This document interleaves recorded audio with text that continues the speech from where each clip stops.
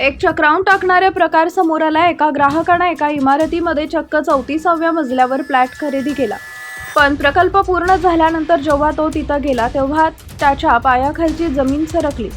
पुढे काय घडलं पाहण्याआधी AM मराठी न्यूजला जरूर सबस्क्राईब करा।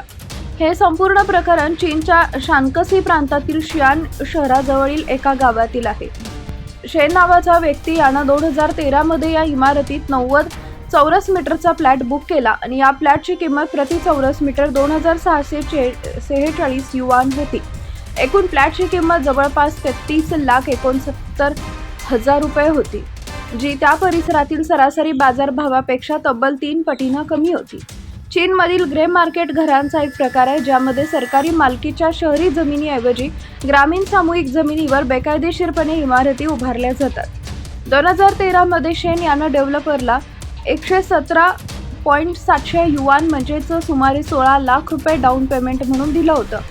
बिल्डरनं त्याला आश्वासन दिलं होतं की इमारतीसाठी आवश्यक असणाऱ्या सर्व सरकारी मंजुरी आणि कागदपत्र नंतर मिळवली जातील। मात्र अशा बेकायदेशीर प्रकल्पांना चीनच्या मालमत्ता कायद्यानुसार कधीही अधिकृत कागदपत्रे मिळत नाहीत।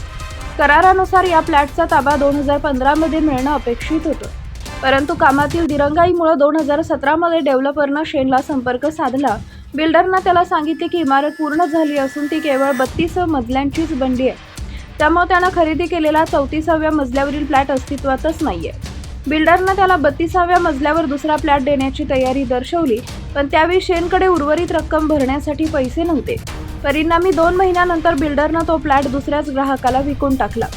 घर न मिळाल्यानं शेन यानं आपले पैसे परत मागितले, मात्र बिल्डरनं आर्थिक अडचणींचं कारण पुढे करत पूर्ण पैसे देण्यास नकार दिला।